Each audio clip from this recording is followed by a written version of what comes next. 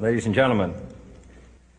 The very word secrecy is repugnant in a free and open society, and we are, as a people, inherently and historically opposed to secret societies, to secret oaths, and to secret proceedings.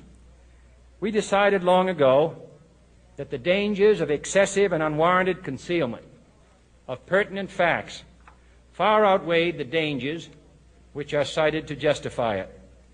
Even today, there is little value in opposing the threat of a closed society by imitating its arbitrary restrictions.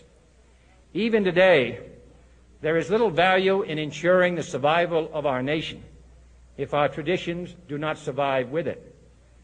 And there is very grave danger that an announced need for increased security will be seized upon by those anxious to expand its meaning to the very limits of official censorship and concealment. That I do not intend to permit to the extent that it's in my control. And no official of my administration, whether his rank is high or low, civilian or military, should interpret my words here tonight as an excuse to censor the news, to stifle dissent, to cover up our mistakes, or to withhold from the press and the public the facts they deserve to know. For we are opposed around the world by a monolithic and ruthless conspiracy that relies primarily on covert means for expanding its sphere of influence, on infiltration instead of invasion, on subversion instead of elections, on intimidation instead of free choice, on guerrillas by night instead of armies by day.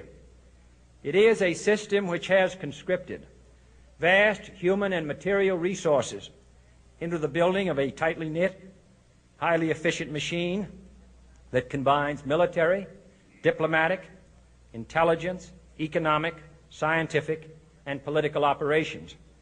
Its preparations are concealed, not published. Its mistakes are buried, not headlined. Its dissenters are silenced, not praised. No expenditure is questioned, no rumor is printed, no secret is revealed. No president should fear public scrutiny of his program, for from that scrutiny comes understanding, and from that understanding comes support or opposition, and both are necessary. I am not asking your newspapers to support an administration, but I am asking your help in the tremendous task of informing and alerting the American people. For I have complete confidence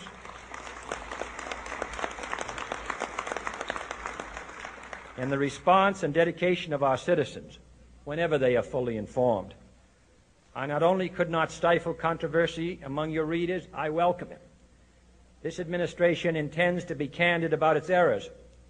For as a wise man once said, an error doesn't become a mistake until you refuse to correct it. We intend to accept full responsibility for our errors, and we expect you to point them out when we miss them. Without debate, without criticism, no administration and no country can succeed, and no republic can survive. That is why the Athenian lawmaker Solon decreed it a crime for any citizen to shrink from controversy.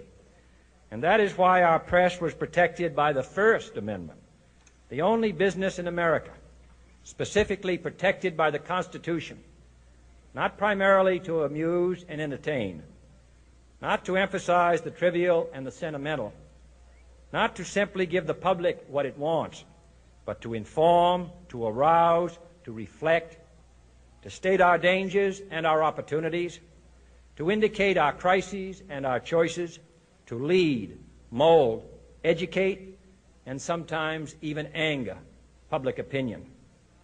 This means greater coverage and analysis of international news, for it is no longer far away and foreign, but close at hand and local. It means greater attention to improved understanding of the news, as well as improved transmission. And it means, finally, that government at all levels must meet its obligation to provide you with the fullest possible information outside the narrowest limits of national security. And so it is to the printing press, to the recorder of man's deeds, the keeper of his conscience, the courier of his news, that we look for strength and assistance, confident that with your help, man will be what he was born to be, free and independent.